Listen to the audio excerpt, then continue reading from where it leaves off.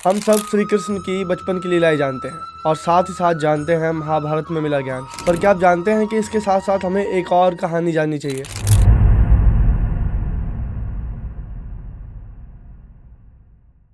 राधे राधे आप सभी को। आज हम बात करेंगे द्वारका नगरी के बारे में। कृष्ण की नगरी द्वारका नगरी।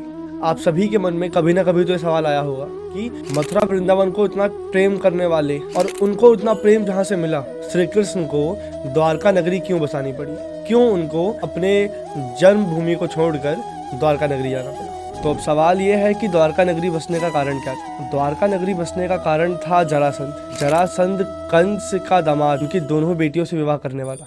जब श्री कृष्ण कंस का वध करते हैं तो जरासंध के लिए श्री कृष्ण और उनके भाई बलराम उनके लिए परम शत्रु बन जाते हैं। जब श्री कृष्ण और बलराम पूरी मथुरा नगरी पे राज करते हैं तब जरासंध पूरी सृष्टि से श्री कृष्ण के विरोधी दुष्ट और धूर्त लोगों को उठाकर लेके आते हैं ताकि उनके साथ एक सेना बना के श्री कृष्ण को मार सके। और ये अटेम्प्ट जरासंध ने 17 बार किया और 17 की 17 बार श्री कृष्ण ने सारी सेनाओं को खत्म कर दिया और जरासंध को जिंदा छोड़ दिया। ये बात देखकर बलराम जी श्री कृष्ण से पूछते हैं कि आप जरासंध को क्यों नहीं मारते, और इसका जवाब देते हुए श्री कृष्ण बलराम को कहते हैं कि जरासंध सिर्फ मेरे विरोधियों को लेके नहीं आता, वो धूर्त और दुष्ट लोगों को भी लेके आता है जिनका मैं वध कर पाता हूँ। अब इन 17 बार श्री कृष्ण को तो कुछ नहीं हुआ, लेकिन इन युद्ध के कारण मथुरा वासियों को बहुत कष्ट पहुंचा। और ये कष्ट और पीड़ा देखकर एक रात अचानक से श्री कृष्ण बलराम सारे यादव समाज और सारे अपनी प्रजा को लेकर गुजरात के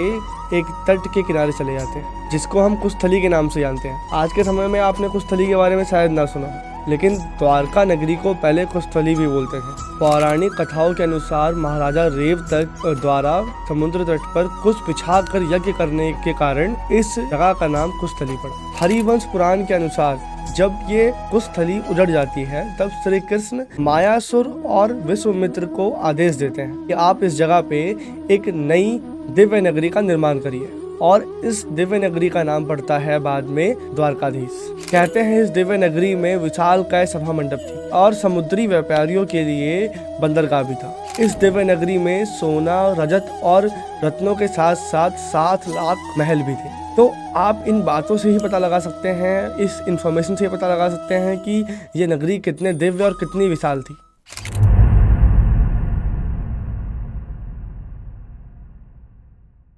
तो इतने भव्य नगर होने के बाद आज वह एक खंडर कैसे है, आज वो जलमग्न कैसे हो गया, इतने भव्य नगरी का विनाश कैसे हुआ। तो इसका सवाल का जवाब महाभारत से जुड़ा है। द्वारका नगरी बसने के बाद कुछ वर्षों बाद जब महाभारत होने वाला था, महाभारत का युद्ध हुआ जिसमें श्री कृष्ण, जिसमें हस्तिनापुर के कौरव वंश और पांडव दोनों का युद्ध हुआ था, धर्म युद्ध हुआ था। तब इस धर्म युद्ध में श्री कृष्ण पांडवों के साथ थे और वो पांडवों का सपोर्ट कर रहे थे क्योंकि धर्म उनकी तरफ था। जब महाभारत का युद्ध खत्म होता है तब कौरव वंश पूरा नष्ट हो जाता है। गांधारी और धृतराष्ट्र के जो 100 पुत्र थे, 100 पुत्र को पांडवों ने मार दिया होता है। जब यह युद्ध खत्म होता है, पांडव जीत कर हस्तिनापुर जाते हैं और वहाँ पे युधिष्ठिर का राज्य अभिषेक हो रहा होता है। तब गांधारी वहाँ पे आती है क्रोध में, और क्रोध में वहाँ पे श्री कृष्ण को श्राप देती हैं। और क्यों श्राप देती हैं? क्योंकि ये जो पूरा महाभारत है,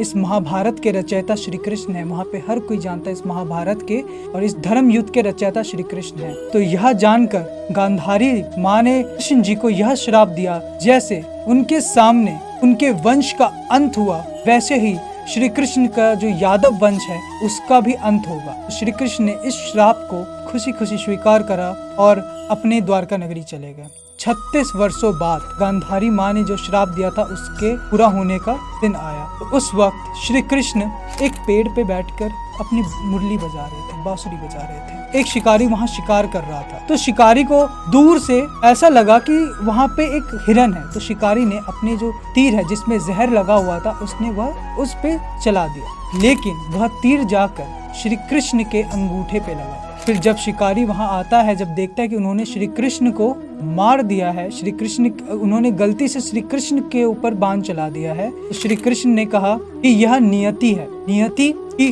जब राम अवतार थे, श्री कृष्ण जी जब विष्णु जी राम अवतार बन के आए थे, उन्होंने भी छुपकर बाली का वध किया था।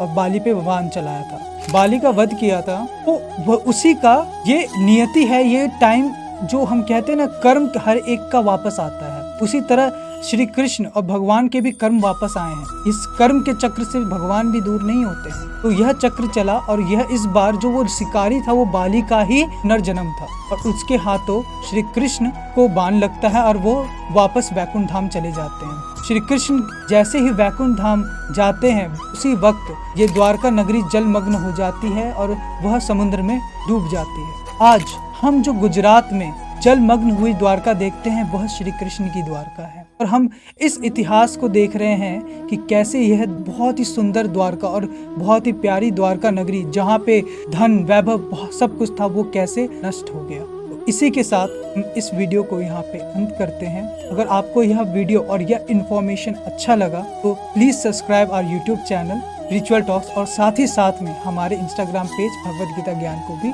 फॉलो करें। राधे राधे।